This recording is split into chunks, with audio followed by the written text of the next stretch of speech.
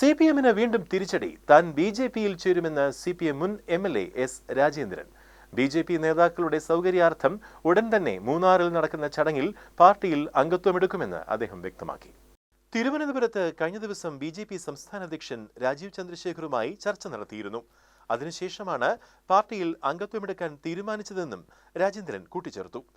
തദ്ദേശ തെരഞ്ഞെടുപ്പിൽ ബിജെപി സ്ഥാനാർത്ഥികൾക്ക് രാജേന്ദ്രൻ വോട്ട് അഭ്യർത്ഥിച്ചത് വാർത്തയായിരുന്നു.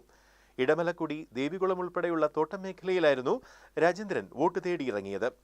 സിപിഐയുമായി കഴിഞ്ഞ 4 വർഷമായി അകന്നു നിൽക്കുകയായിരുന്നു രാജേന്ദ്രൻ. 15 വർഷം സിപിഎം എംഎൽഎ ആയിരുന്നു എസ് രാജേന്ദ്രൻ.